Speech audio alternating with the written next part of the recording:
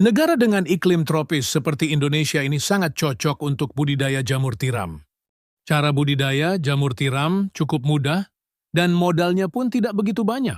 Bagian yang paling sulit saat ini untuk budidaya jamur tiram adalah membuat baglok, yakni media tanam yang sudah berisi bibit jamur. Namun nggak perlu khawatir jika Anda baru pertama kali terjun di dunia jamur tiram, sementara untuk urusan baglok yang sudah siap tumbuh, bisa pergi ke orang lain terlebih dulu. Lambat waktu jika usaha budidaya jamur tiram sudah mulai berkembang. Cobalah untuk membuat baglok sendiri. Nah, langsung saja inilah beberapa persiapan dan cara budidaya jamur tiram versi Jamur Ganteng Official. Yang pertama, menyiapkan kumbung.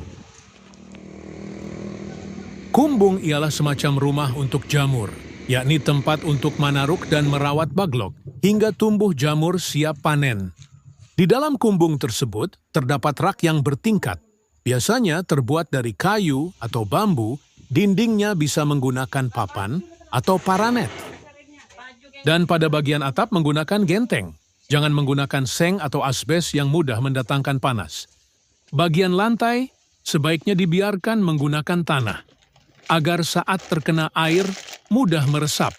Sedangkan untuk ukuran rak, bisa Anda sesuai sendiri tergantung ukuran kumbung dan baglok yang akan dibudidaya. Namun idealnya ketinggian ruang, sebaiknya tidak kurang dari 40 cm. Rak bisa dibuat 2 hingga 3 tingkat, lebar. Rak 40 cm dan panjang setiap ruas rak 1 meter. Setiap ruas rak bisa memuat 70 hingga 80 baglok. Kemudian menyiapkan baglok. Perlu kalian tahu, kualitas baglok yang bagus sangat mempengaruhi pertumbuhan dari jamur itu sendiri. Baglok ialah media tanam untuk meletakkan bibit jamur yang terbuat dari serbuk gergaji. Serbuk kayu tersebut dimasukkan ke dalam plastik berbentuk silinder dan pada ujung plastik diberi lubang, di mana lubang tersebut nantinya jamur tiram akan tumbuh keluar. Saat ini baglok jamur tiram YJ berbobot 1 kg dijual, kisaran harga 3.000. Cara merawat baglok. Pertama, silahkan letakkan baglok pada rak yang sudah berada di kumbung. Anda bisa menyusunnya secara vertikal atau horizontal. Jika menyusun secara horizontal, berarti lubang baglok berhadapan ke samping. Sedangkan jika secara vertikal, maka lubang baglok menghadap ke atas. Namun biasanya, untuk para pemula lebih milih untuk menyusun baglok secara horizontal. Hal ini dilakukan agar tidak ada air yang masuk secara berlebihan saat nyiram baglok dan proses panen pun bisa lebih mudah. Kapan penyiraman dilakukan? Penyiraman penyemprotan dilakukan setelah panen pertama jamur tiram. Baru dilakukan. Penyiraman biasanya dilakukan sebanyak 3 kali dalam sehari.